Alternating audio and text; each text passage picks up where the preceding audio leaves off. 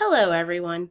So today I'm going to take some time to discuss the data action plan that my PLC team and I devised throughout the course of the semester in hopes to provide you with more insight as to how the process is done and what it looks like. The data action plan consisted of 9 phases, with the presentation being the final section in the set.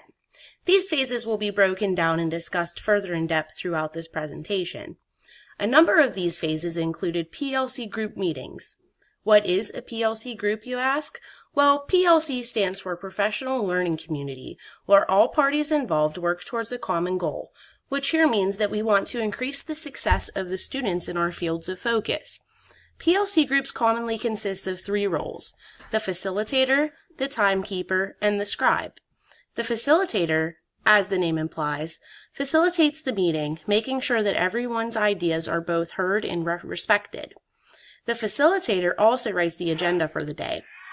The timekeeper breaks down the agenda and determines the time required for each member's part in the meeting, as well as keeps track of time, moving things along if needed. The final role in the PLC group is the scribe. The scribe records group contributions to keep track of what was said. Okay, moving on into the plan itself. My PLC group consisted of 3 members, including myself. 1 member was in a first grade setting, 1 was in a kindergarten setting, and I was in a 3rd grade setting. So, just to give you a little insight, the school I had focused on was in Uniontown and services 487 students, with 35 of those students in 3rd grade. And that was the grade of focus for me during this semester.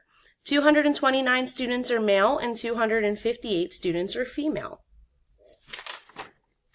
The student-to-teacher ratio is 13.5 to 1. All students enrolled are eligible for free lunch, and no English language learners were observed in my specific classroom. So, the first phase in the plan was the assessment and data inventory. This is where we all got to meet our collaborating teacher. I met with my teacher to gather some information regarding the types of assessment and data systems that are put into place at the school. In regards to data systems, I had noted the use of CSIU, which is a web-based program that teachers, secretaries, and parents use for attendance, grades, disciplinary measures, progress reports, and seating charts. Additionally, teachers and students use online textbooks for reading and math that have activities, lessons, and assignments built in that the computer records for the educator's ease of viewing. Assessment systems noted were PSSA and PASA testing, foresight testing, internal math and reading inventories, and DIBELS measures. Phase 2 was the first phase in which the group met to discuss data found in Phase 1, as well as other assessment data gathered in the interim. We utilized the data and Wonder Chart to combine our findings and assist us in the next phases of the project. In regards to my findings, I focused on the DIBELS because this was an assessment measure used in all 3 of our placements. In my classroom's data, I noted that 18 students were assessed for the beginning of the year DIBELS measure. Of those 18 students, 50% scored above benchmark, 33% scored at benchmark, 0% scored below benchmark, and 17% scored well below benchmark. One group member shared the observation that students in my class have higher scores than those in my other group members' placements. I speculated that this was due to the age difference, and my students had more exposure to the assessment measure. Our meeting concluded with identifying additional data that was needed to move forward with the project. I identified that I would need lesson plans that show what was taught and how, as well as to infer with my field teacher to ask if there were any students identified with disabilities that could possibly hinder their scores. Phase 3, considered to be the most crucial section of the plan, was the completion of the artifact tracking sheet. The focus was to identify any instructional or learning gaps faced in our fields. This phase was also where the team completed our second meeting. The individual score reports that we received from our classrooms were said to have both an instructional and a learning gap, due to the students' scores as well as the fact that the scores could be correlated with the teacher's provision of effective and relevant instruction. Phase 4 entailed the completion of the Identifying Gaps chart. In this phase, we created a SMART goal. SMART is an acronym which stands for Specific, Measurable, Assignable, Relevant, and Time-Based. The team worked together through the third PLC meeting to create the SMART goal. Our goal was, every student's composite score on the mid-year DIBELS assessment will increase after receiving individualized instruction. The proposed evaluation metric created further in the meeting was that the SMART goal would be evaluated through the analysis and observance of the completed DIBELS assessment administered mid-year. Additionally, to ensure that students are approaching the achievement of the goal set in place, the team will recommend the use of formative assessments that focus on each skill that students are displaying deficiencies in. Depending on the severity of these learning gaps, the educator can administer these assessments on a weekly or bi-weekly basis. The team will continue to monitor and observe the classroom of focus to provide accurate information to the collaborating teacher in hopes to meet the SMART goal. Phase 5 was the completion of the action plan tracking sheet. This is where everything really came together. The team worked collaboratively to outline the data plan with instructional tactics, tactic methods, acting parties, frequency, completion date, verifying artifacts, and assessment measures. The action plan explained provides a lot of additional information in regards to the points that were stated on the last slide. Our instructional tactic was that weekly intervention groups that focus on the areas of deficit regarding the DIBELS scores exhibited from the beginning of year assessments. These groups would be 30 minutes twice weekly. This schedule will change based on the improvement demonstrated throughout the inventories gathered throughout the process. It may be beneficial for the reading specialist to pull out some students and groups for additional instruction. For the teacher candidates that are assisting educators in the kindergarten and first grade levels, the use of activities that focus on the alphabetic principle would be extremely beneficial in these group settings. Additionally, the students in grades 3 that are at the well below or below benchmark status on the beginning of year DIBELS measurements would additionally benefit from the use of those activities previously stated. The teaching of the alphabetic principle is comprised of teaching letters and combination of letters to make up sounds, which make words, sentences, phrases, and other language components.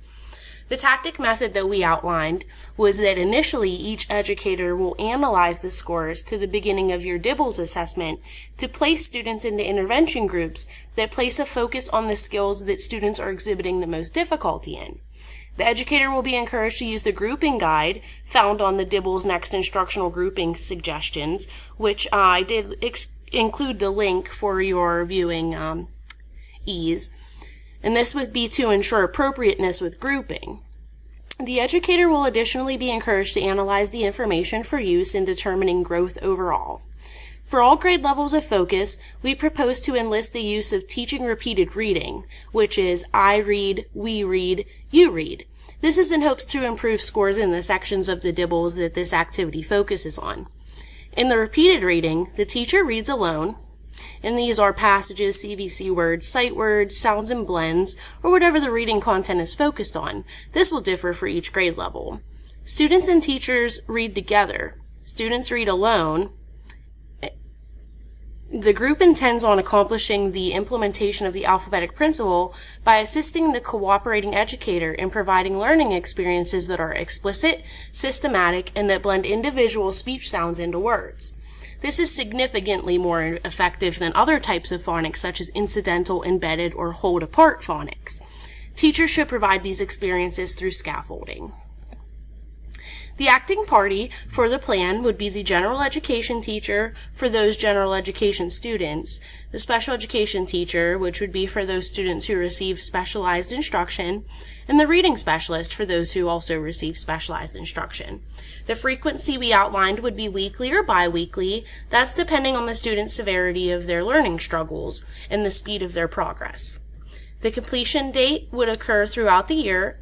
The instruction will occur throughout the year, and the mid-year DIBELS assessment will demonstrate effectiveness of the program put into place. The mid-year DIBELS assessment is commonly performed in late February and the beginning of March. The verifying artifacts are above. That's the day sheet. That is a section of the DIBELS. and that can be utilized by the educator when administering simulation days assessments. We had noticed that a lot of students struggled with that section of the DIBEL, so we thought that it would be a good idea to have a simulation days in the intervention groups. This would be done on a weekly or bi-weekly basis to ensure effectiveness and continual rigor. Additionally, the educator will keep a portfolio of each student's individual completed work to demonstrate growth with meeting benchmarks for the upcoming DIBELS assessment. The results from the mid-year DIBELS assessment can be compared to the scores received prior to the administration of the actual assessment, such as the simulations that we are proposing. The assessment measure is that, the SMART goal will be evaluated through the analysis and observance of the completed DIBELS assessment administered mid-year. Additionally, to ensure that students are approaching the achievement of the goal set in place, the team will recommend the use of formative assessments that focus on each skill that the students are displaying deficiencies in. Depending on the severity of these learning gaps, the educator can administer these assessments on a weekly or bi-weekly basis. The team will continue to monitor and observe the classrooms of focus to provide accurate information to the collaborating teacher in hopes to meet the SMART goal. Phase 6 is when we met with our collaborating educators to present our data action plans that we had previously generated. I have included my feedback in the image below. For the most part, my educator felt as though the plan was feasible and achievable.